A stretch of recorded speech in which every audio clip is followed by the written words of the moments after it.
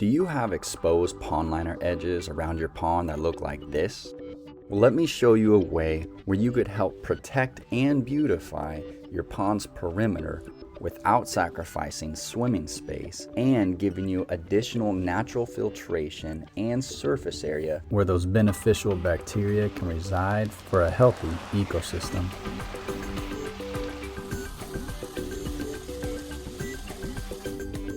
So there are several ways to hide and cover up your exposed pond liner around your pond's perimeter. Some of the common ways are in the digging phases of your pond's build. In the dirt, you're going to create shelves. Shelves where after you put the underlayment and the liner on top of that shelf around the perimeter, you're going to stack up large rocks that eventually cover up that exposed pond liner. Other people with that shelf, they'll put the pea gravel, that where you would put the plants to filter your pond as well. And those are awesome and great and very common ways. I chose not to do those, creating that shelf, due to my area for the pond was a long area, but not as wide. So I really wanted to maximize swimming space and not lose any of that width for my pond. And that, as well as saving money and time, is a reason I didn't have the main filtration in that level of the pond, but rather I created above the pond, above the waterfall, and that's where I created my bog filter as my main filtration for my pond. There's other ways to hide the exposed liner, like having large, long flagstone that overhang that perimeter edge of your pond. Other people use sedum mats, grass turf, moss. I've even seen like ivy that overhangs. And I've tried creeping jenny that I've planted above the pond to droop over that pond liner into the water. The issue with those are you have to water it. You have to water it either by your garden hose or drip lines.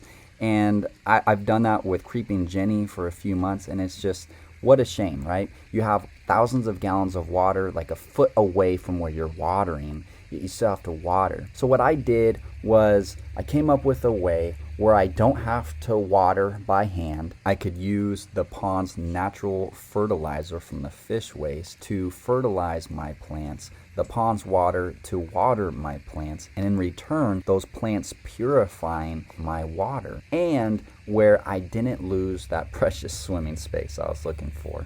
So let's get into it and let me show you the steps. So for this project, I actually used two different type of netting material. The first one I had for about 9 years, and it's actually trampoline safety net. Yeah, the stuff that goes vertically around the perimeter of your trampoline so kids don't just fly off the side of the trampoline. Well, I had that, I never put that up, and I've had that in the carport for like 9 years or so. And so I decided to use that and try that out because those nettings are actually really UV resistant and they're durable. They're made usually out of polyethylene or polyester. So it's actually a really durable material. The issue with that material, I'll cover more in depth later, is that it has quarter size holes, so 1/4 inch size holes. After I ran out of that material, I did a lot of research and looked up and chose a type of fish netting to finish the rest of my perimeter coverage. This fish netting, I'll put the link in the description below. It's actually really good stuff. It's out of polypropylene.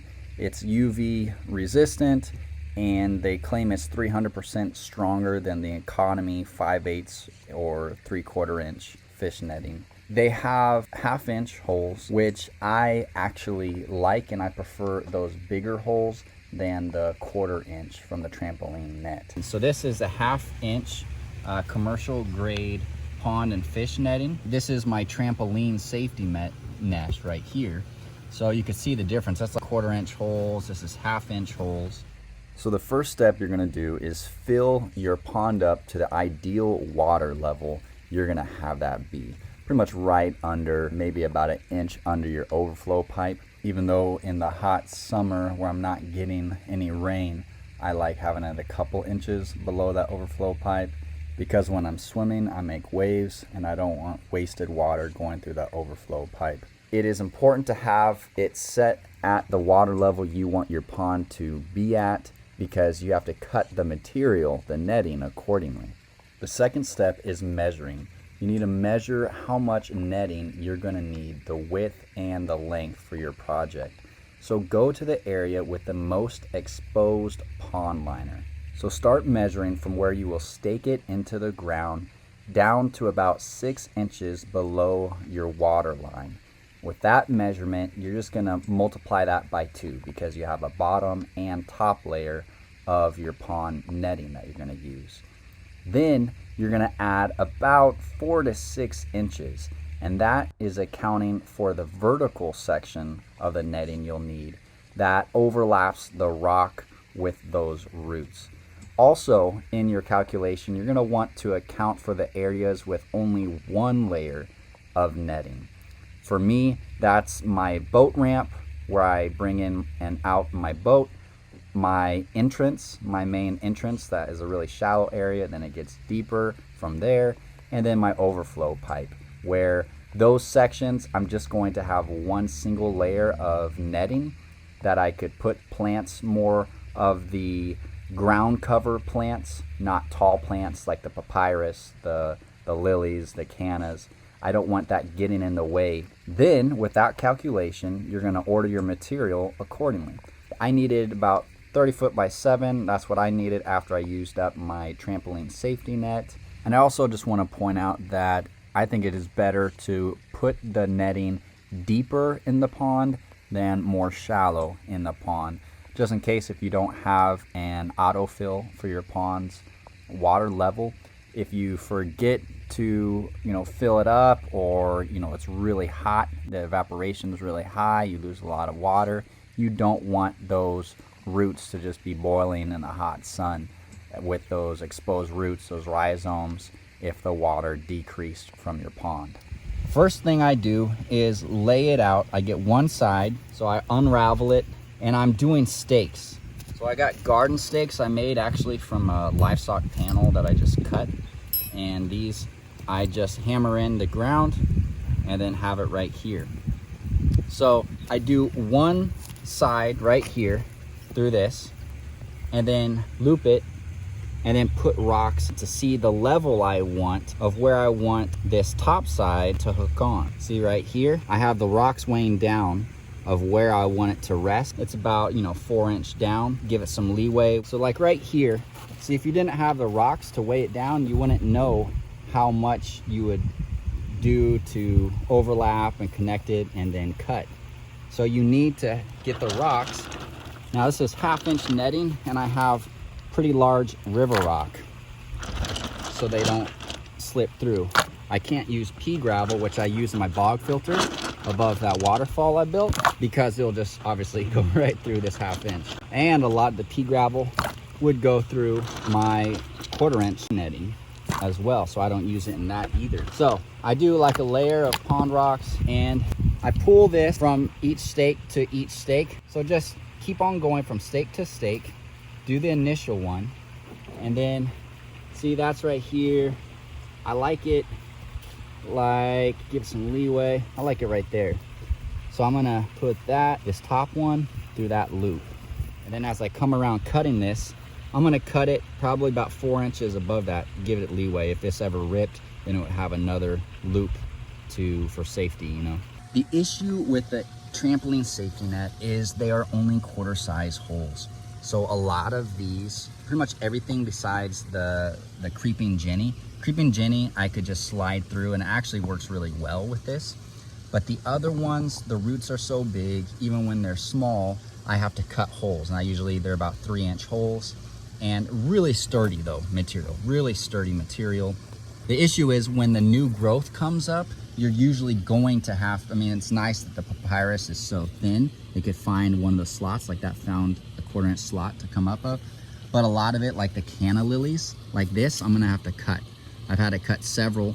That's just preventing that from growing much. So I'm gonna need to cut that. So I gotta be aware of when these new growths, like the cannas and all these other things that are happening, with this 1/4-inch hole trampoline safety net, compared to the fish net that I bought that's 1/2-inch holes. it has a lot more leeway. And like these are more, you know, a lot less restricted, these papyrus new growths that came out. And they got a lot of room to grow. You got these, I mean, look at those roots. A lot easier to put it in when you're planting this.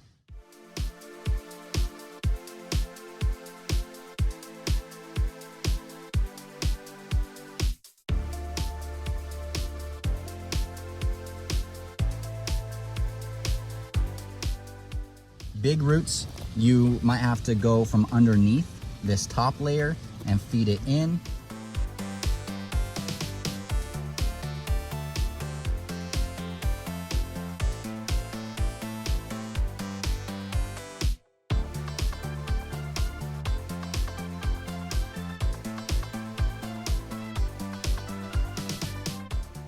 Or cut it. Some plants with really big roots, I did cut this.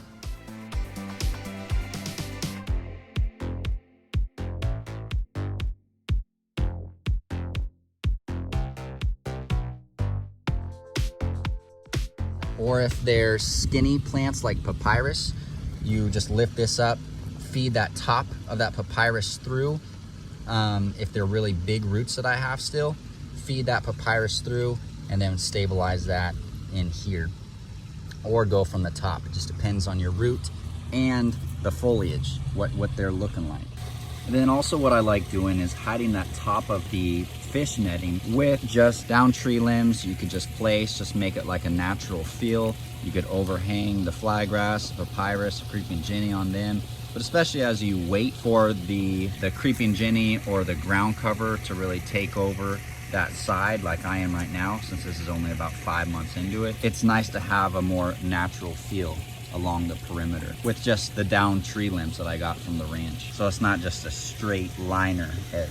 So have fun with it. It's been only a little over 5 months since I started this project, and I'm really having fun with it. Mix up the plants, stagger up the plants, have that ground cover, the low lane plants like the creeping jenny, help cover up the liner, help cover up even eventually the netting that you install. Have the medium to large plants, the canna lilies, the calla lilies, the lizard tail, the irises. I mean, there's so many plants. Have fun with it.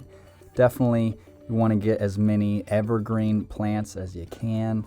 I love the flag grass, the sweet flag, the papyrus. A lot of these depends on the zone you live in if they stay evergreen. So look at that up according to your zone, where you live, where you have the pond. Thanks for sticking around to the end. And if you haven't already, make sure and subscribe and hit that bell notification so you can be notified when I post up other videos of other projects and adventures on United Ranch. So God's peace to you, and United Ranch out.